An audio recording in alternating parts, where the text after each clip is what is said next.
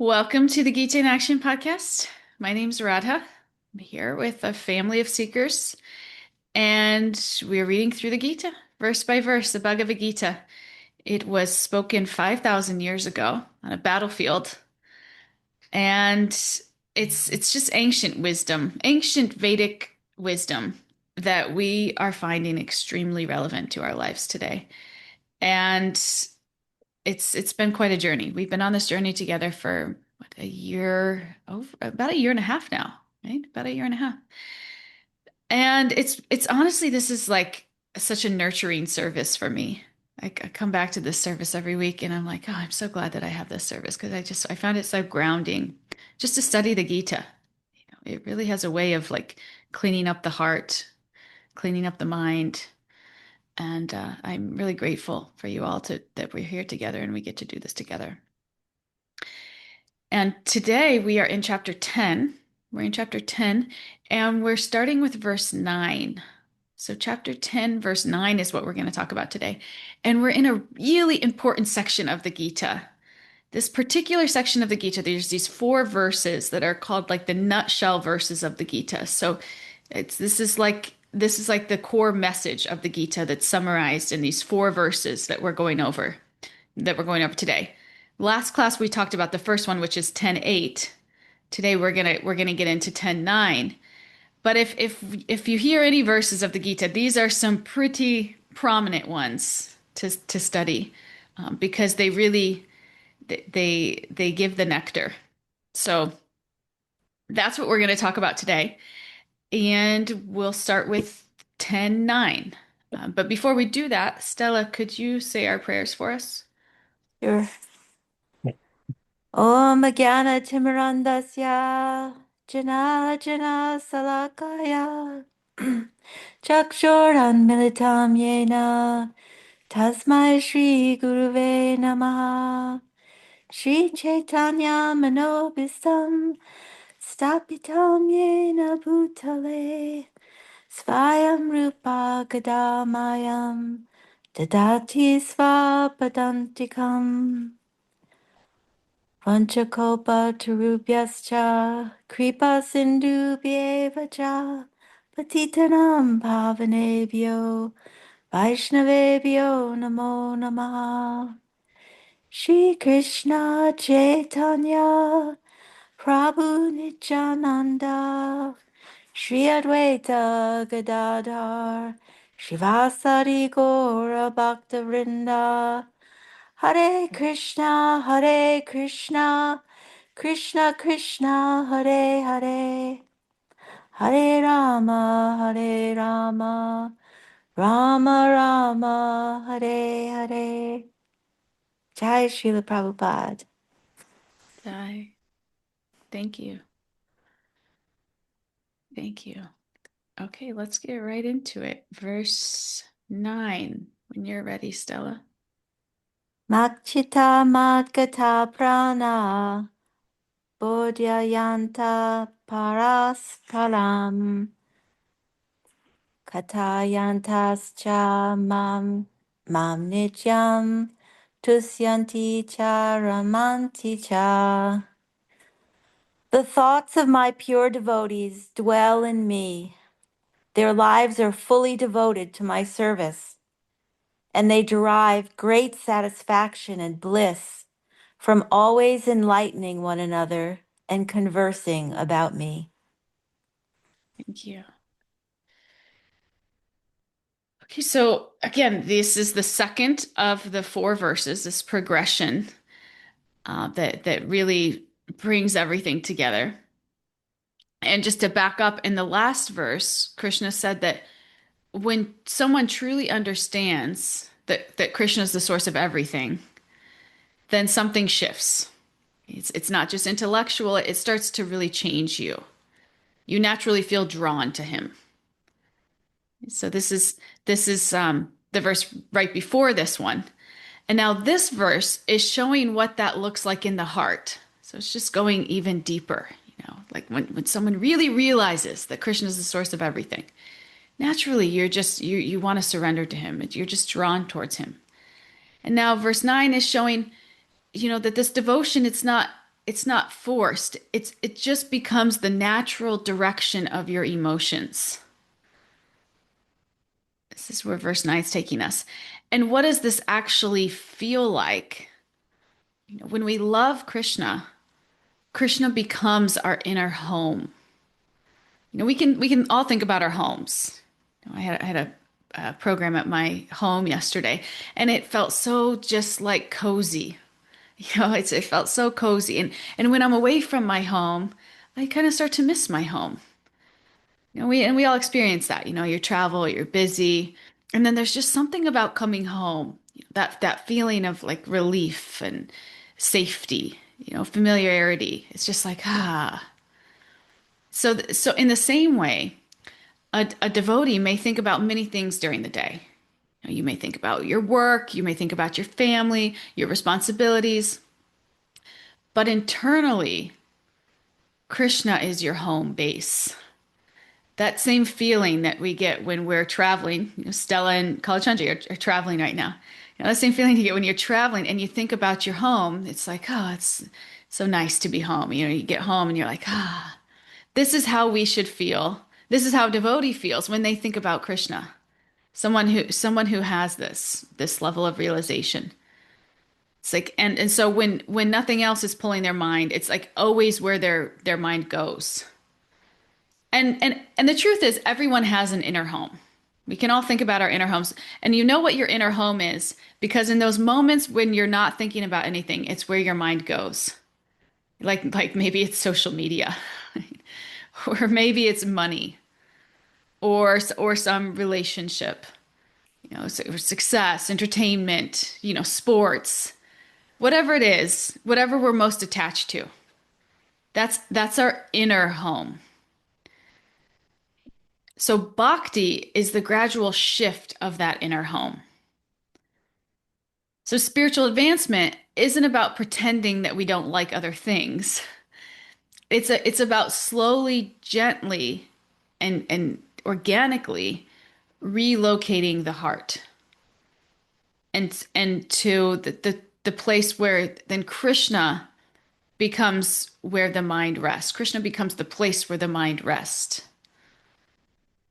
It's described in the Bhagavatam like a traveler returning home after a long journey, tired, dusty, overwhelmed, and then just finally feeling that sense of belonging again. This is the same thing. When somebody really tastes that shelter in Krishna, they don't want to leave. They don't want to leave because there the mind becomes peaceful. It's like walking into air conditioning on a hot day. The heat outside hasn't disappeared, but you just instantly feel relief. And this is what happens, when we really realize who Krishna is. When the mind reconnects with him, the agitation, it doesn't control you the same way.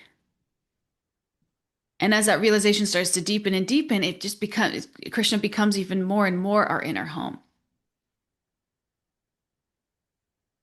And this is what we're talking about here. I was just home visiting my family and my sister was asking me like, "Oh, do you guys have any vacations planned?" And we do have some things planned, but they're kind of service trips, like leading retreats and my family's coming with me. So I was telling her this and she's like, "Oh, do you guys have anything just planned just to go on vacation?" And I was like, "No, we don't really." And honestly, I'm not really very motivated to just schedule a vacation just to go on vacation. Because I'd really feel like I'd feel a vacation is like when I feel closest to Krishna. Like that's when when we think about vacation, I want to have the most fun. I want to enjoy. I enjoy the most when I'm close to Krishna, and I feel closest to Krishna when I'm serving. So it's like I don't really, a vacation on its own is just a little bit stale. That was kind of like my feeling in that moment. So it was just this is how you know when Krishna is becoming more and more your inner home because that's just where you feel the most content, the most peaceful when we're in relationship with Krishna, whatever we're doing, serving, chanting, and just in association with devotees. And then we contrast that with modern wisdom. Right? Modern wisdom, cultural wisdom is like this saying like live for the moment. Live for the moment. And it sounds free, sounds wise. And what does it actually mean? It means like maximizing our pleasure right now. Chasing that experience, like squeezing the enjoyment out of this moment. But we know, from our own experience and Sastra, that this material pleasure, it's not available in every moment. It depends on so many things outside of us. Depends on the weather, the weather. Like Stella and College Country are in this beautiful place, California, right now, and there's so many storms. So you go there to enjoy. It's supposed to be nice weather, and then all of a sudden there's so many storms. Right? It's like, oh, our enjoyment is limited now. Or a cooperating body. Where the right stimulation. Like it's dependent. Our excitement is dependent on these external things. And what happens is, these things, the object fades, the taste diminishes, your excitement plateaus, the body tires. Okay, this is material energy. This is what's to be expected. So in this way, like living for pleasure means living for like a few bursts of stimulation. It's basically what we're looking at. It's like you're waiting in line at an amusement park for a ride. It's like you're just most of the time, you're at the amusement park for 5 hours. 4 of those hours you're waiting in line, just like hankering for the ride. Then you get on it, it's like great for 10 seconds and then you're off of it. And then you're just kind of like lamenting to be back on it.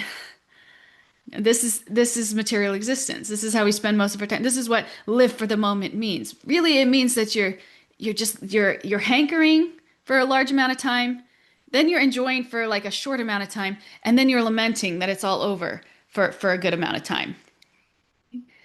So it's like, is this really the best thing to live for? When we really break it down, when we really look at it that way, when we really like kind of zoom out and look at our life, look at our experiences in this way, it's like, what is that really? So the Gita's offering us something much more profound. The Gita's offering us this opportunity to live the moment for Krishna, to live the moment for Krishna. And the beautiful thing is that Krishna lives every moment for us. He's not just a temporary object of enjoyment. He's the supreme reservoir of happiness. So when we center the moment on him through remembrance, through chanting, through service, through gratitude, the moment stops being fleeting. It becomes meaningful. And this is the beautiful thing about spiritual life.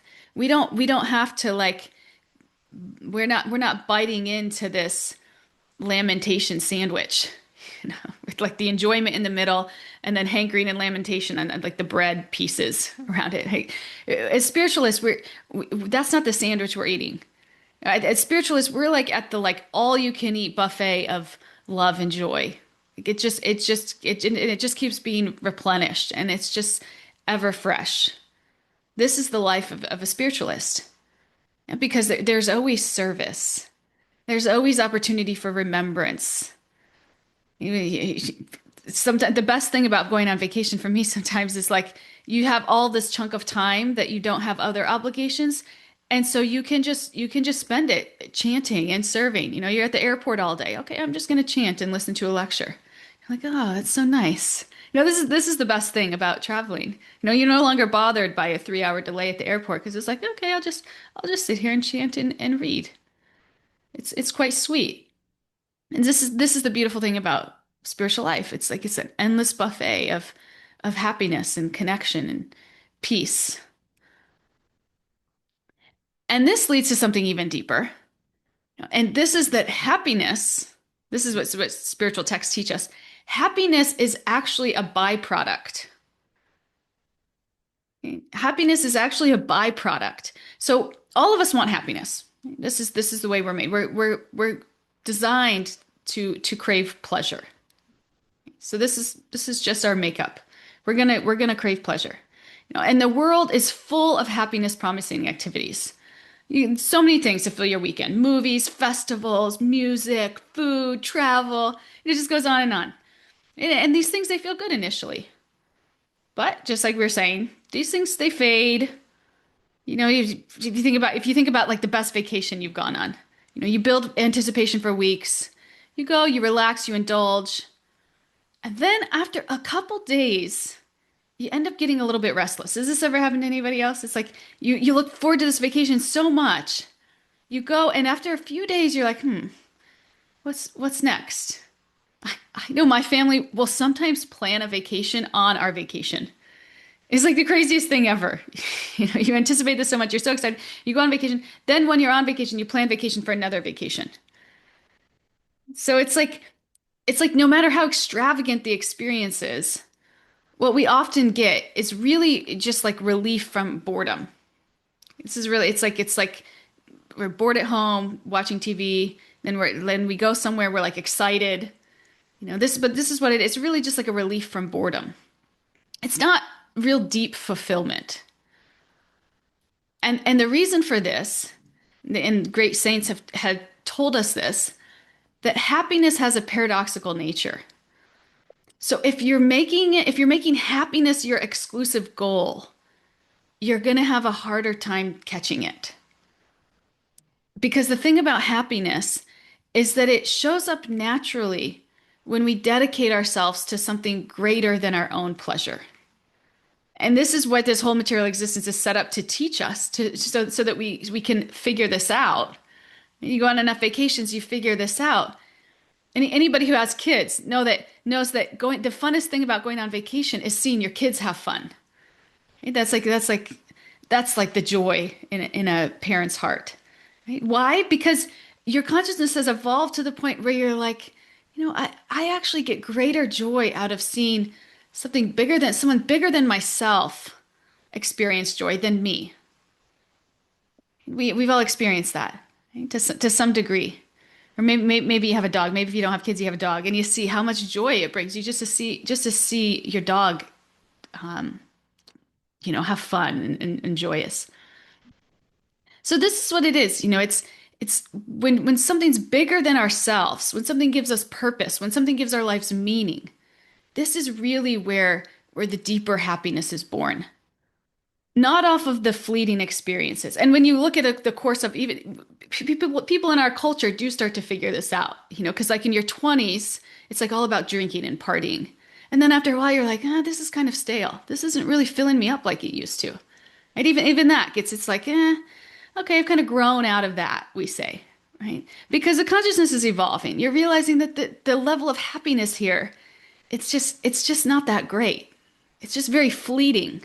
And then you just end up feeling like crap the rest of the time, right? You got a hangover. You're not showing up for your stuff, right? You crave something more in life, right? So people get together, people have families, and then they're experiencing joy, seeing their family, grow and thrive and have fun, and right. So the Gita is expanding this insight even further. The Gita is saying the highest cause we can dedicate ourselves to is love. And the highest love is love for Krishna. Because Krishna is the all-attractive supreme person. So whatever makes anybody lovable, beauty, strength, compassion, brilliance, it's found fully in him. And he already loves us. Okay? He's not waiting to judge us. He's waiting for us to remember him. So when we begin loving him, serving him, remembering him, offering our efforts, the heart's deepest longing to love and to be loved begins to feel fulfilled. Right? And the happiness that arises from that, it's not fragile, it's not circumstantial, it doesn't exhaust itself like the happiness we find here in the material world. It's like, this is really the stuff. This is really the stuff. It's substantial. It's again, it never runs out. It's ever fresh. The happiness, the connection that we feel from serving Krishna. And the subtle thing is here, if we practice devotion just to get happiness for ourselves, like let me chant so I feel peaceful, then the focus becomes self-centered again, and that deeper happiness retreats. So we even have to be very careful about this. We even have to be very careful about spiritual life. And we talked about this to a good extent. To the degree that we're seeking pleasure or happiness for ourselves, we're just going to fall short of it a little bit. We're just not going to get that whole cake. Like we might get some of the like sweetness from the icing on the cake, but we're not going to get the whole thing.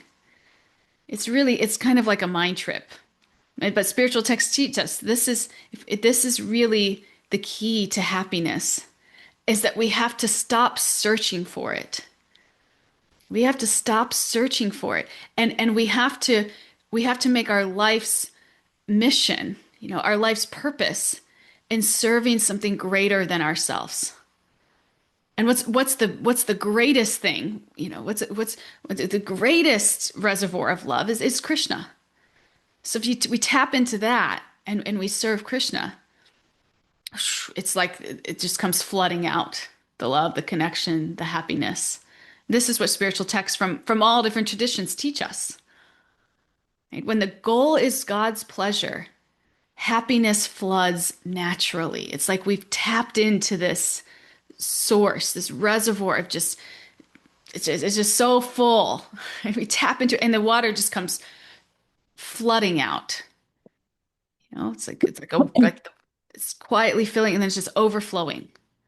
So this is a secret, not to chase happiness, but just love well, right? And let the happiness follow. What do you guys think? Did you have something to say, Stella?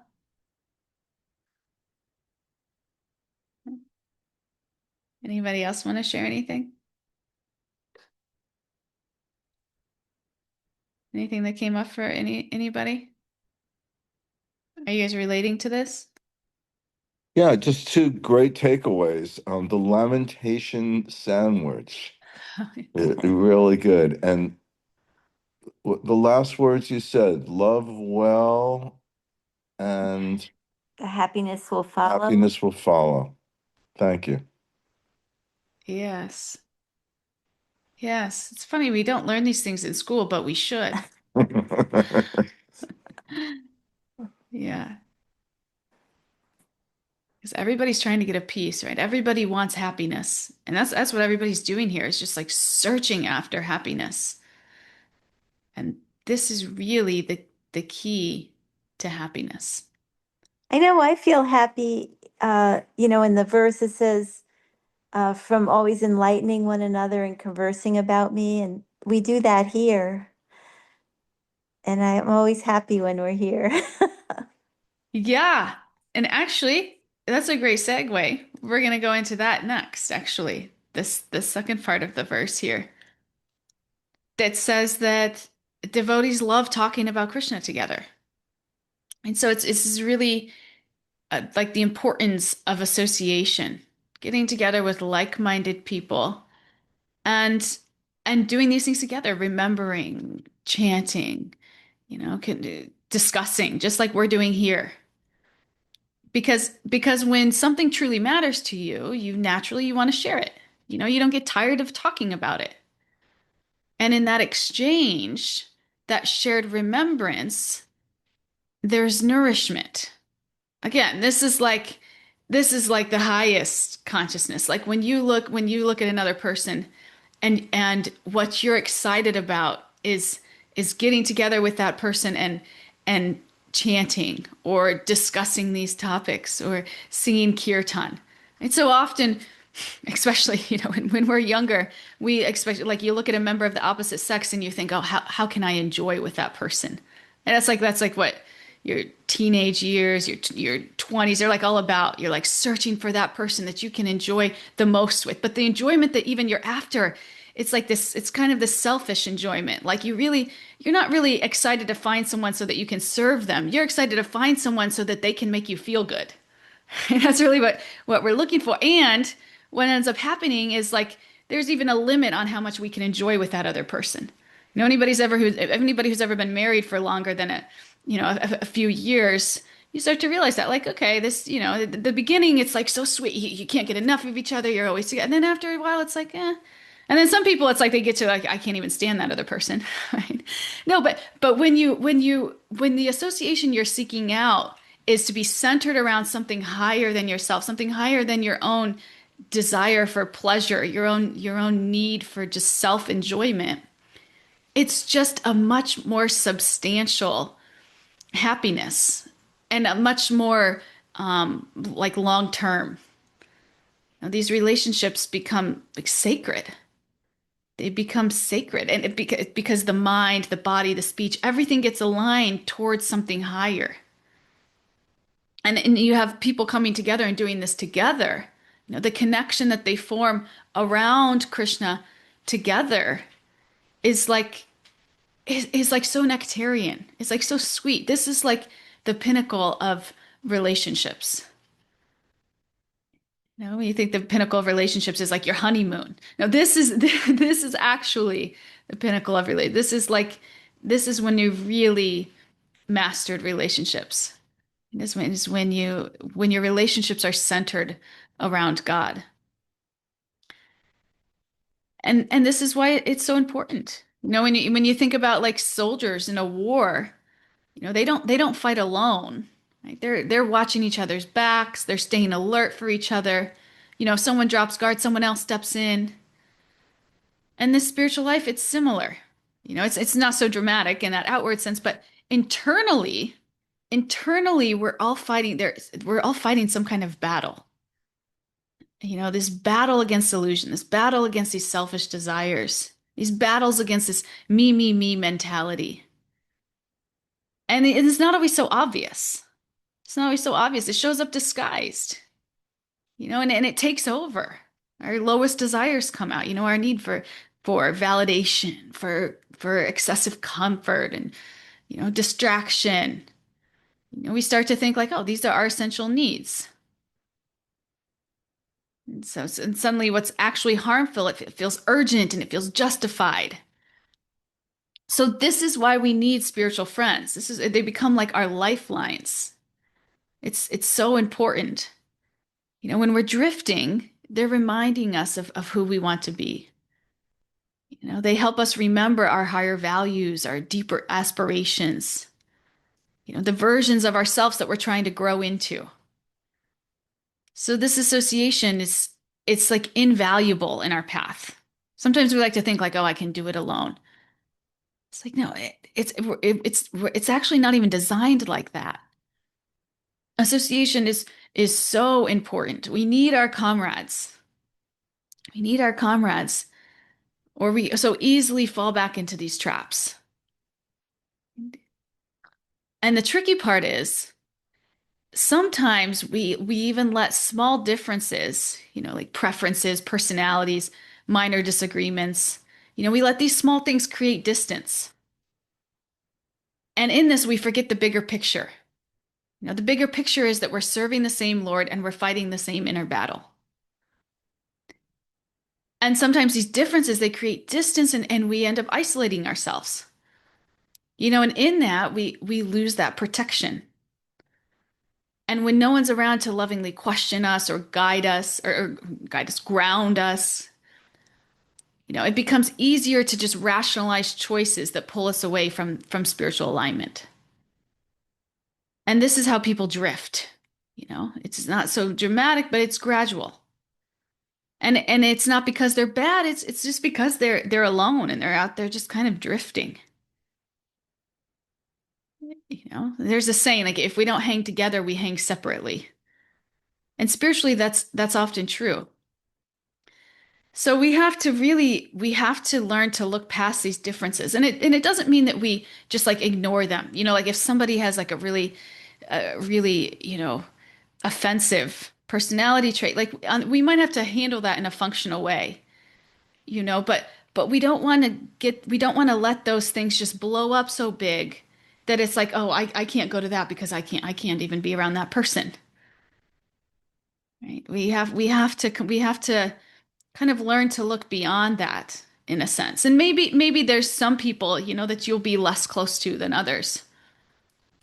But we really have to learn to kind of like zoom out and see the big picture here. And that is that, okay, maybe this person, I feel like this person kind of takes advantage of people. So I'm not going to get so involved with them, but I'm going to appreciate, how they're serving God in their hearts. I'm going to appreciate that. And I'm not going to have any problem being around them. I may not be doing service directly with them, but I can still be in the same room and I can still appreciate them. Like this is what we really want to aspire for. We can't let these small things get in the because ultimately it's just creating distance between us and God. I know I've struggled sometimes with certain devotees and I've talked to my teachers about it, and the best advice I've ever got is, everybody has a conditioned side and an inspired side. A conditioned side and an inspired side, because we're all conditioned. And as devotees, what we have to do, we have to really learn to lean in and appreciate a devotee's inspired side. And that doesn't mean that we ignore the conditioned side. We still have to deal with that in a functional way, you know, but we can't let that conditioned side cloud us from seeing the heart of that devotee and even being inspired by them. There's many devotees that I so much don't agree. I don't always agree with the way they do things, or the way they handle themselves, but I still can take inspiration from them. I still see how they're sincerely trying to serve the Lord, and how they're sincerely fighting their own inner battles. And I can still be very inspired by them. So this is really important. This has become such an important thing for me in my spiritual life, and such a lesson, because when I came into spiritual life, it was like, oh, they're doing that. Okay, they must not be very sincere. And so we have to really learn to kind of discern the conditioned side from the empowered side, and not just like throw the baby out with the bathwater. Okay, so that's my spiel on association. But this association, it's not just about protection. It's about inspiration. It's about inspiration. And we'll even see in these people that have, these terrible habits that we're completely turned off by. We'll see that if we get so obsessed with how turned off we are by them, then we'll miss seeing how inspired we could be by them. We'll miss seeing how inspired we could be by them, because we're so fixated on that one little thing that they did that drove us nuts, that then we miss out on seeing this, how much they really rally to serve the Lord.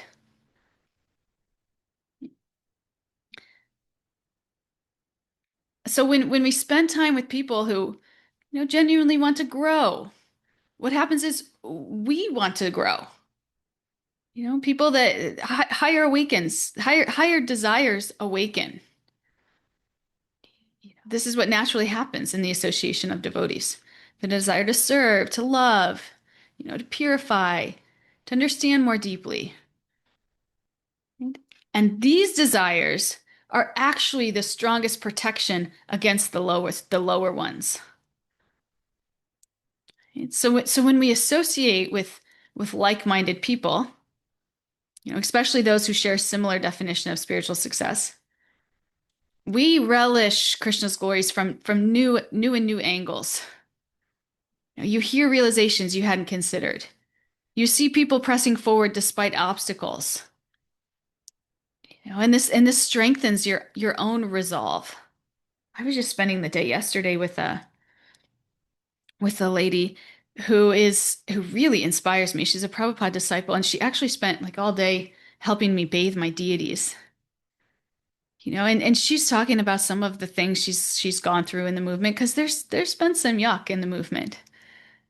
She's talking like she's never kind of fallen away. She's always kind of stayed resolute. And it was really kind of inspiring to hear all the things that she's been through and she's seen and she's experienced, but she's really maintained her commitment in her spiritual life. This is what it takes. It doesn't mean that we're just like overlooking the yuck, or just ignoring it, because we can't ignore it either.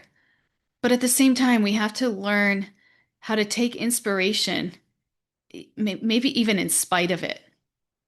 And we still have to deal with it, but we have to acknowledge, that we're all coming to this with a level of conditioning. We're all going to mess up. We're going to step on each other's toes. We're going to not do that, but we still have to take inspiration, right? We can't just shut down. We can't just not see what's inspiring all around us, right? Because that's what will help us grow. That's what will bring us closer to Krishna. And then maybe you can say, I'm going to take that inspiration. I'm going to leave the yuck, and I'm going to just try harder to, not be that yuck. Right? That's going to inspire me even more to not pick that up. I'll pick up the fragrance, and I'll leave the yuck. So this is important. Much healthier mindset than like I'm just going to leave it all because that whole thing is yuck. Because people have two sides. It's Kali Yuga, right? People have two sides. So this is the importance of association. We inspire each other. You see somebody going through something tough, and you see them carrying on, and you think, okay, if they're going through that, so can I. And this shared effort just builds momentum. It builds taste, it builds joy. So the point here is when we choose to prioritize our shared spiritual purpose over our smaller differences, our devotional life becomes safer and stronger and far more satisfying. We stop fighting alone, and that really changes everything. And this has been such an important prayer of mine. I think my boss was asking me questions on my birthday, like, what's your prayer every day?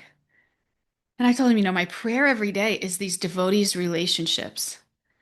Because devotee relationships are like our ride or die. It's like if we don't have strong devotee relationships, we're not going to advance. We're just not. We may to some degree by ourselves, but to the degree that we can advance with others, it's like it's not even comparable. And if we start getting tripped up on these little things that other people do that drive us nuts, we're gonna miss that that nectar because it's just gonna be closed. So this is so important. And let this be, our all of our daily prayers. Is to maintain strong devotee relationships. Never let yourself have a falling out with a devotee. There may be a time where you say, okay, maybe I need to take a little bit of space, but just to carry any yuck around in your heart about another devotee, don't let yourself fall into that trap. And we can say, I'm not really up with how he's doing that, or I don't really support that, but don't carry around resentment. Okay? Choose to see the inspired side and then deal with the conditioned side in a functional way. That's what we have to do. What do you guys think?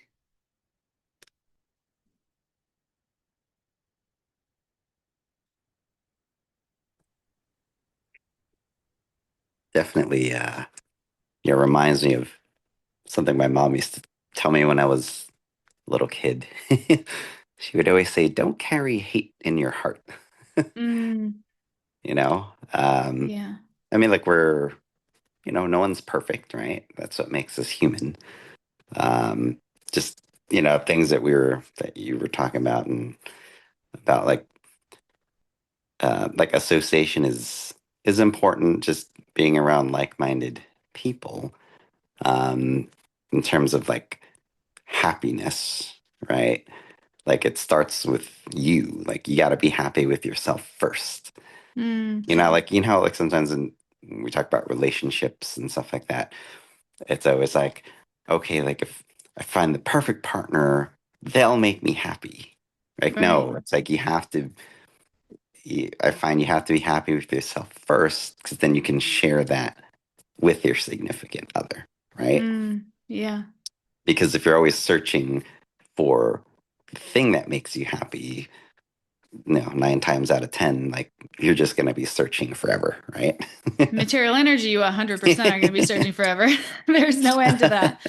Hate to break it to So, you. There's no end but to it. but no, and it's like the same thing with, because no one is perfect. So yes, they're with our significant others, with our friends. There's always going to be one or two things where we're just kind of, that might be like irritating or annoying from time to time, but that's what makes us like beautifully human, is the fact that yes, we are not perfect, and it's just it's part of life, right? Mm. Yeah. Beautiful. Beautiful. Thank you, Bhakta George. Really nice realization and so true. What do you think, Aaron? I was just thinking, like, it's making me like question, like, what is a devotee and like who is a devotee, and like, I I feel like there's always times where, like, people are humble, like from a humble place, being like, well, I'm not a devotee, or like, you know, we come from a judgmental place and say like, well, they're not a devotee. Um, and I'm just wondering, like, or thinking about, like, maybe it's really about like the practice of like us seeing others as a devotee, or like, even I don't know. I'm just like struggling a little bit with like when we label someone a devotee or not a devotee, or we accept that label or not. Um, and really that ultimately going back to like what we've discussed previously of like, well, we really don't know any individual's like internal relationship with God. And so just trying to like think about that and sit with that. And um yeah, I don't know, I feel like the word and the label can sometimes, we can really get caught up in it, Mm. and miss, and kind of like miss the whole meaning of um like what we're looking, like what type of association we're looking for, or like, yeah, how that could benefit our own spiritual progress when we like get into those like overly analyze into those details. Yeah. Yeah, and we have a tendency, we kind of like to do that, right? It kind of like this, it kind of like borders on judgment. We're like judging people, putting them into boxes. Oh, this person is doing this, so they must not really be legit, or we kind of, but yeah, just like you said, at the end of the day, we really have no idea who we're dealing with. And just like the Gita tells us, somebody could make a terrible, horrendous mistake, but really be quite a devotee at heart, but their conditioning is just like really thick. And it's only a matter of time before that conditioning is just going to be completely cleared away, and they're just going to grow into the most inspiring devotee. I mean, there's so many examples in the Bhagavatam and in scriptures of devotees like this, that are leading really degraded lives. Maybe they were like brahmanas. They were really serious, they were born in brahmana families, but then they made some terrible mistakes. But then they end up coming back and being some of the most inspiring leaders in the lineage. They're just like, and this can happen. This can happen because our conditioning can just get really thick. It can just get really thick. But if a person is sincerely practicing spiritual life, it's only a matter of time before that conditioning is removed, and their light is just shining everywhere. So we can't get too caught up in it in the meantime. We don't really know what's happening. We can't get too caught up in it. Better to just take inspiration where where we can. What's that saying that devotees are like, I just read this: salt. Somebody help me out here. Salt, swan, and what's the other one? Do you guys know what I'm talking about here? Where Stella or Kanchandri, do you know what analogy I'm going with here? Not too familiar No? with it. I mean, I've heard Okay, some of those descriptions of a devotee, but I mean, and it's in the okay. Bible too, the salt of the earth. Yeah. Okay, you share what you were going to share. I'll look this up. Um, I was just gonna say, that this verse actually is one way of just when you're talking and conversing about Krishna and everybody around you is feeling great satisfaction and bliss, then to me that's we're all devotees in that moment. you know Hmm. um and it's giving that kind of when I mean the conditioned side is there, but you see someone serving you see you feel bliss in their association while you're talking about Krishna. We Hmm. all know some of these, some of the gurus and stuff, and they start talking about Krishna and you're just in bliss. Hmm. So I think when you're hanging out with somebody and you're both like turning up the bliss to get higher and higher, that's usually a good indication that that's a good person to hang out with. Yeah. Yeah. I love that definition. Thank you, Stella. Thank you, Stella. Yeah. And that's exactly what it is. If their conditioned side is becoming too distracting, like you're trying to see past their conditioned side, but it's just becoming too distracting for you, then you may need to take inspiration somewhere else, but don't write that person off or have, bad feelings in your heart. It's just we're all conditioned, we're all getting tripped up, and we're just trying to take inspiration where we can. I really like that though. Thank you. Anybody else?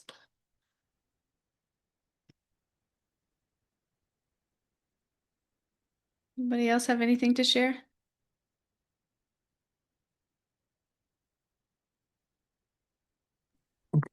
Well, you just made me think how I don't like traveling without Stella. But Ah, if I had to travel through this material existence without Krishna, I'd be miserable. So thanks for that. ah, yeah, beautiful. Hi, Bo. Thanks. Yes. Just was thinking, it was really stood out to me, highlighting again how beneficial and how much we need association in our friendships with each Mm, other.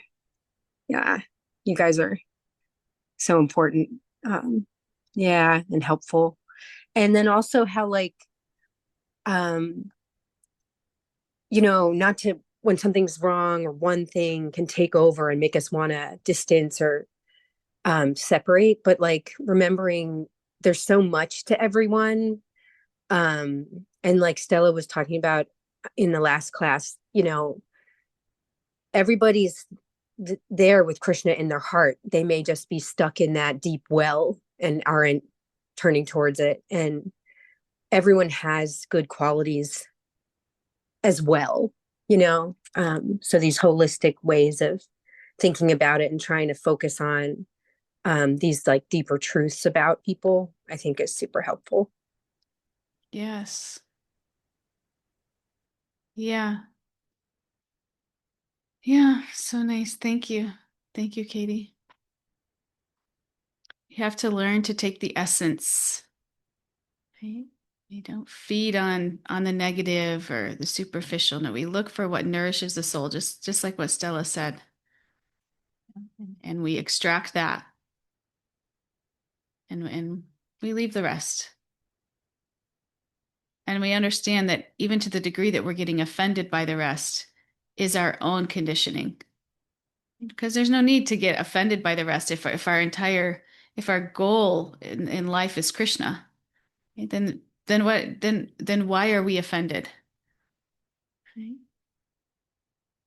But sometimes even when we're offended, it reveals our own conditioning, our own attachments, our own, you could say, oh, I'm getting triggered, and that can be opportunities to grow even. We can even become inspired in the opportunity from that if we can, to the degree that we can really get sincere about our connection with Krishna.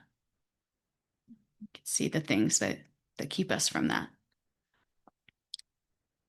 So nice. Thank you. Anybody else before we go here?